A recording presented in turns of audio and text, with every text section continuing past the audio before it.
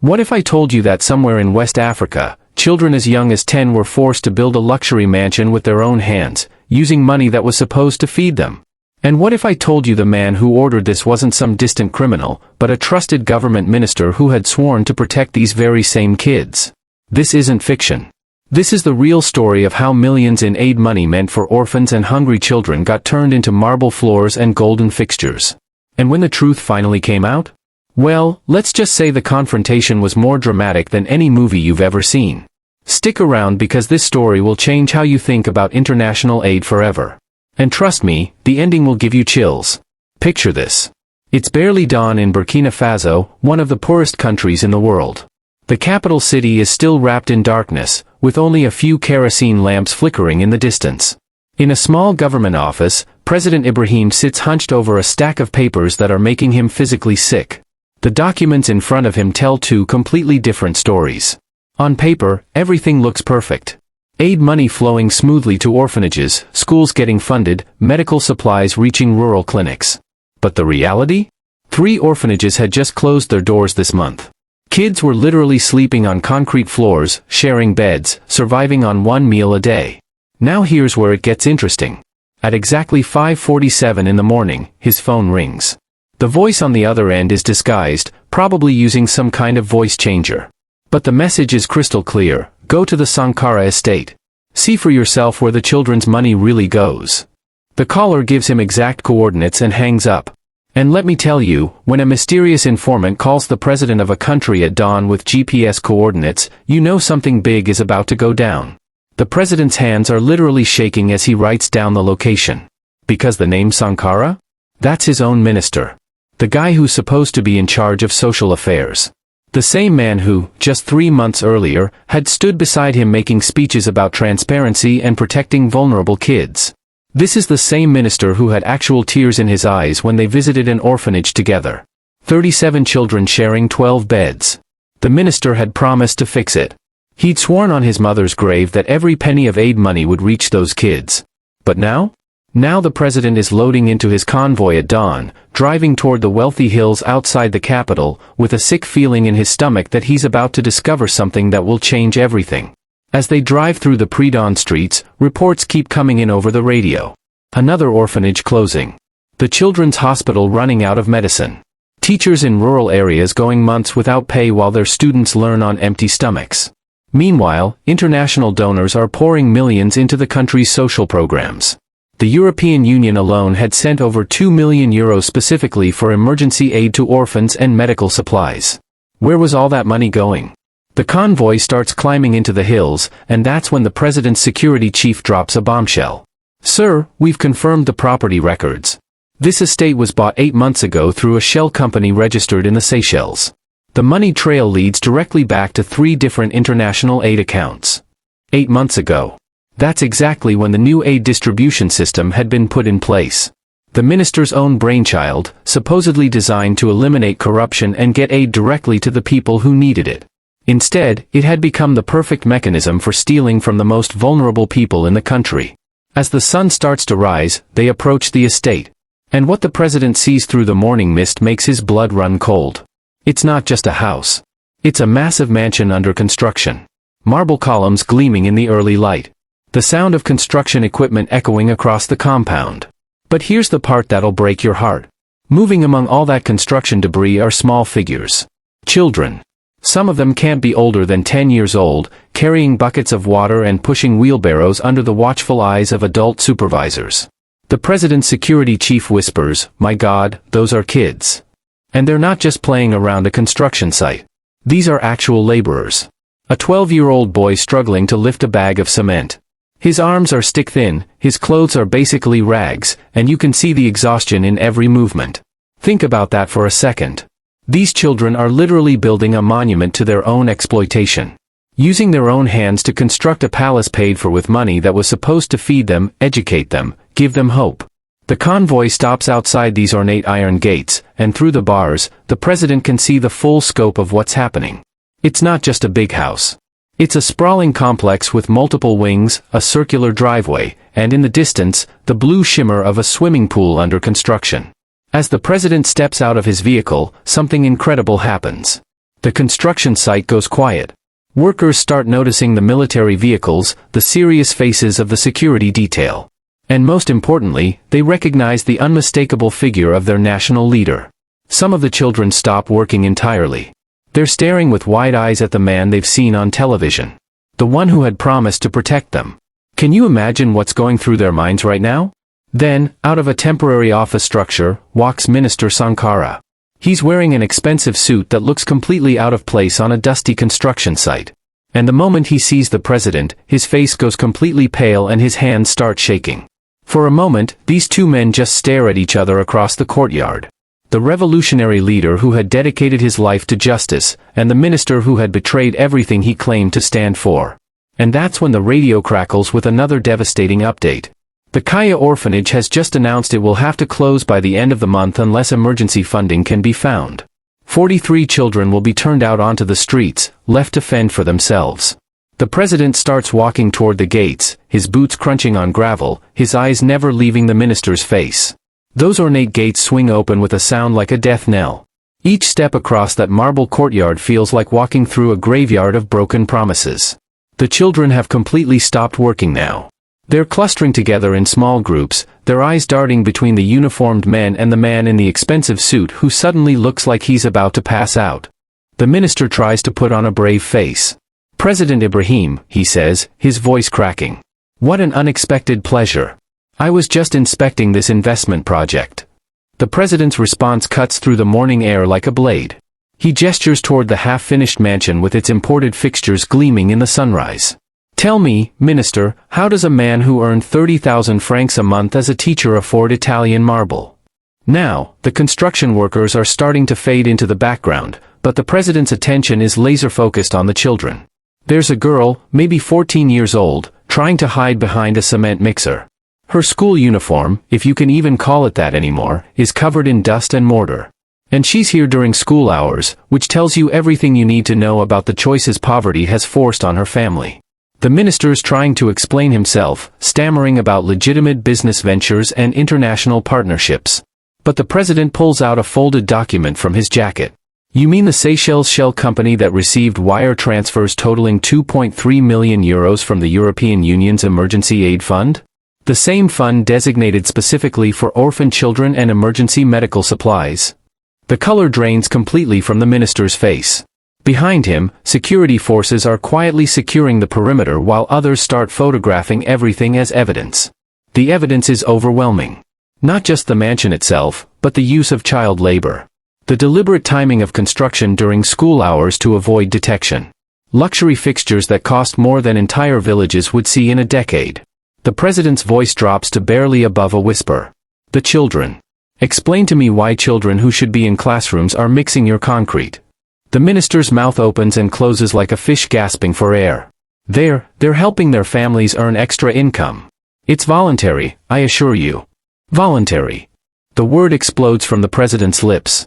He strides toward the nearest child, a boy who can't be older than 11, his arms trembling under the weight of a water bucket. "What's your name, son?" "Amadou," the boy whispers, his eyes wide with fear. "How long have you been working here?" "Since the rain stopped, sir." 3 months now. "And school?" The boy's eyes fill with tears. "Mama says we need the money for food." The school closed anyway when the teacher left. 3 months of this child's life stolen. His education sacrificed to build a monument to corruption. The president turns back to the minister, who's now visibly sweating despite the morning chill. "The teacher left because you stopped paying teacher salaries. The money for rural education was diverted to your construction project.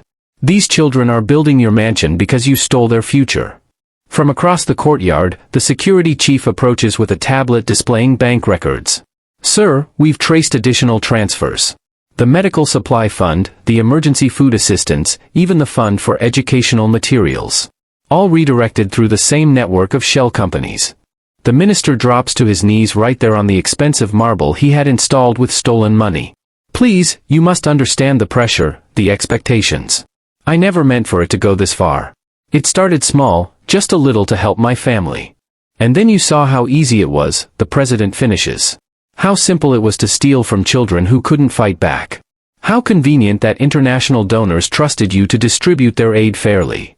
The sound of approaching vehicles echoes from the gates. Reinforcements are arriving, along with representatives from the Attorney General's office. The investigation will be thorough, the prosecution swift. But no amount of justice can undo the damage that's already been done. Think about it. Children who went hungry while the minister dined on delicacies. Sick people who died without medicine while he installed golden fixtures. Orphans who slept on concrete floors while he planned his swimming pool. A radio crackles in the distance with news from the capital. Another orphanage is closing, this one in the eastern province. 67 children will be homeless by nightfall. The bitter irony isn't lost on anyone. They're standing in the courtyard of a mansion that could have housed all those children and fed them for years.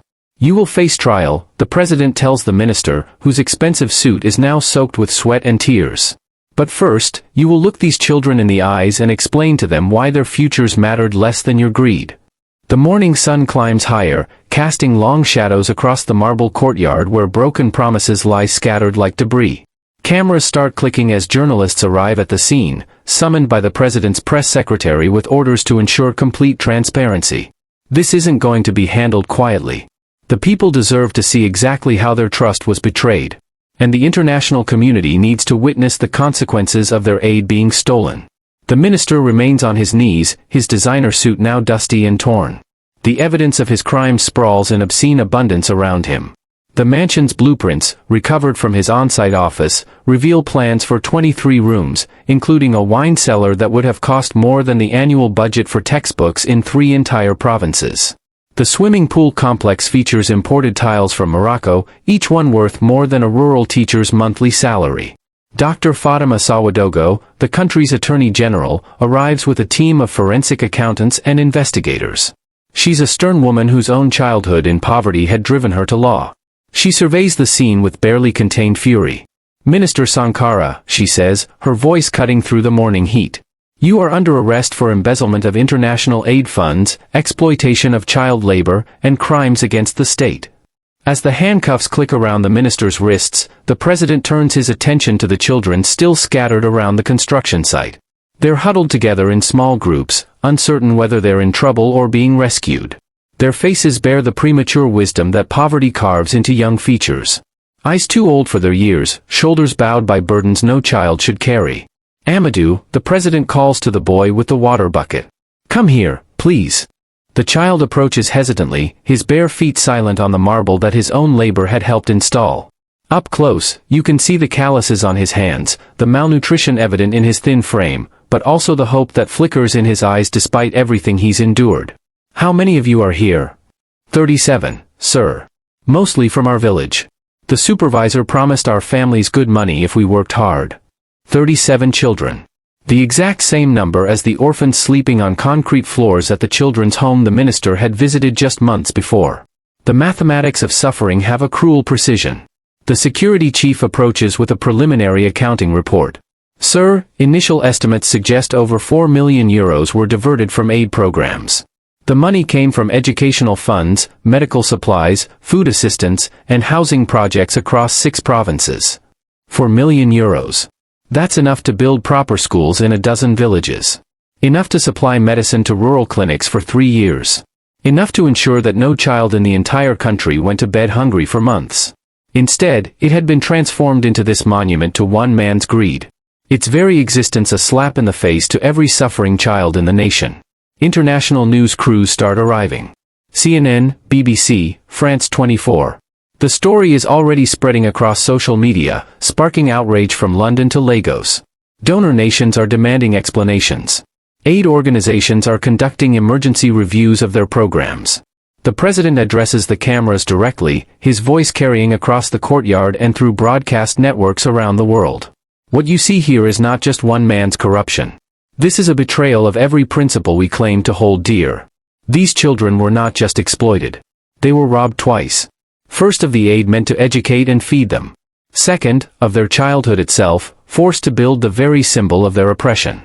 The Attorney General begins interviewing the children, documenting their testimonies with the careful attention of someone building an airtight legal case.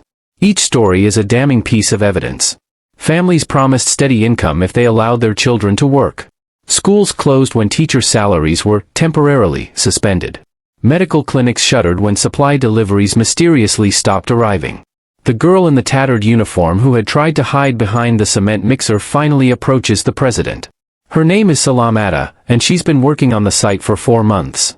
"Sir," she says in a voice barely above a whisper, "will we get in trouble for working here?" The question breaks something inside the president's chest. These children fear punishment for their own exploitation, conditioned by poverty to believe that survival requires them to accept the unacceptable. "No, child," he says, kneeling to meet her eyes. "You will not get in trouble. You were trying to help your family survive. The only person in trouble here is the man who stole your opportunities and forced you into this situation." Behind them, investigators are already working to trace every franc of the stolen money. Swiss bank accounts are being frozen. Shell companies dissolved. Assets seized. But here's the incredible part. The mansion itself will be converted into a school and orphanage. Its luxury fixtures will be sold to fund educational programs. The swimming pool will become a playground where children can actually play instead of work. But money and buildings can't undo the deeper damage. 4 months of Salamata's education are gone forever. Amadou's hands will carry those calluses for years. Across the provinces, children died from preventable diseases while medicine money paid for marble floors. As the sun climbs toward its peak, casting harsh shadows across the courtyard, the president makes a decision that will define his entire presidency.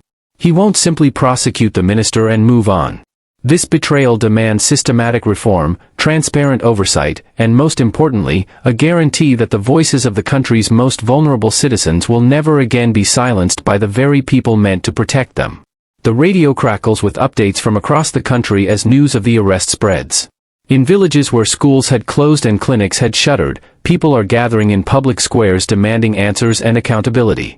Now, let me fast forward 6 months. The converted mansion is buzzing with the laughter and chatter of children who never imagined such luxury could be theirs. The memorial school and orphanage, named not to honor the corrupt minister, but to ensure his crimes are never forgotten, houses 47 orphan children and provides education to over 200 students from surrounding communities. Amadou sits in a bright classroom where marble walls display his artwork alongside mathematical equations and French vocabulary. His hands, once calloused from hauling concrete, now bear only the ink stains that come from enthusiastic note-taking. The trial of the former minister concluded 2 weeks prior, resulting in a 25-year prison sentence and the forfeiture of all assets. The proceedings were broadcast live and streamed internationally, serving as both a demonstration of justice and a warning to other officials who might consider similar betrayals. More importantly, the evidence presented during the trial exposed an entire network of corruption that reached far beyond one man's greed. The investigation uncovered similar schemes in 3 other ministries, leading to the arrest of 7 additional officials and the recovery of nearly €12 million in stolen aid money. But the real measure of progress can be seen in places like this classroom, where Salamata now serves as a student teacher while completing her own accelerated education program. The girl who once hid behind cement mixers now stands confidently before younger students, helping them navigate mathematics problems with patience and skill. When the president visits the school, he doesn't sit in some formal chair. He sits cross-legged on the floor among the students, abandoning protocol to engage directly with the children whose lives were transformed by the recovery of stolen aid money. "Tell me about your studies," he says to Amadou, who beams with pride as he displays a science project about solar energy. "We're learning how to build solar panels, sir. The teacher says that maybe someday we can bring electricity to villages that don't have any." The irony isn't lost on anyone. This boy, who had once been forced to build a monument to corruption, is now dreaming of building infrastructure to serve his community. The transformation from exploitation to empowerment represents everything the president had hoped to achieve. Salamata approaches with a carefully prepared presentation about the school's agricultural program. The former swimming pool has been converted into a garden where students learn sustainable farming techniques while growing food for the school's lunch program. The luxury spa that the minister had planned is now a workshop where older students learn carpentry and metalwork skills. "We want to show you something special," Salamata says, leading the group outside to what had once been the mansion's grand entrance. The children have created a memorial wall listing the names of every orphanage, school, and clinic that had been affected by the stolen aid money. At the center, carved into the marble that the minister had imported at such great expense, are the words, "Never again," in memory of promises broken and trust betrayed. The president's new Minister of Transparency and Accountability joins them in the garden. His department was established specifically to prevent future corruption, with oversight powers that include direct access to all government financial records and the authority to conduct surprise audits of any ministry or program. The International Monitoring Report was released this morning, he informs the president quietly. Transparency International has upgraded our country's rating for the first time in 8 years. Aid organizations are beginning to restore full funding to programs that had been suspended during the investigation. The news is encouraging, but the president remains focused on the longer-term challenge of rebuilding trust. International aid is crucial, but true development requires building domestic systems that can function independently and honestly. As he prepares to leave the school, Amadou approaches with a hand-drawn poster. It depicts a group of children building not a mansion, but a school, with the words, "Building Our Future," written in careful script across the top. "This is for you, Mr. President," the boy says, "to remember that children can build good things too when they're given the chance." Looking at the drawing, the president feels the weight of responsibility settle on his shoulders once again. The case has been closed. Justice has been served. Stolen money has been recovered. But the real work, building a nation where every child can dream of education instead of exploitation, is just beginning. The radio in his convoy crackles with evening reports as they drive back toward the capital. 3 new schools have opened in rural areas, funded by recovered aid money. A medical clinic in the eastern province has received its first shipment of antibiotics in 6 months. And in the capital, construction has begun on a new orphanage designed not by corrupt officials, but by the children who will live there. The mansion that once symbolized betrayal now stands as a beacon of hope, its marble walls echoing with the laughter of children who have found their voices and their futures. And you know what? That transformation represents the truest measure of justice. Not just punishment for those who fail, but opportunity for those who have been failed. So what can we learn from this incredible story? First, that corruption isn't just about money disappearing into bank accounts. It's about stolen futures, broken dreams, and children forced to build monuments to their own exploitation. Second, that transparency and accountability aren't just nice political buzzwords. They're literally matters of life and death for the world's most vulnerable people. And finally, that sometimes the most powerful response to betrayal isn't just punishment, but transformation. Taking something built on corruption and turning it into a symbol of hope. This story should make us all think differently about international aid. Every dollar, every euro, every pound that gets sent to help people in need, that money represents someone's future. Someone's chance at education, healthcare, or simply surviving another day. The next time you hear about aid corruption, remember Amadou and Salamata. Remember that behind every stolen dollar is a real child with real dreams that got crushed by someone's greed. But also remember that justice is possible. Change is possible. And sometimes, the most beautiful thing you can do is take something built on exploitation and turn it into a place where children can actually be children. If this story moved you, if it made you think, if it changed how you see the world even a little bit, then do me a favor. Hit that like button, subscribe for more stories that matter, and share this with someone who needs to hear it. Because these stories need to be told. These voices need to be heard. And these children deserve a world where the people meant to protect them actually do. Thanks for watching, and I'll see you in the next one.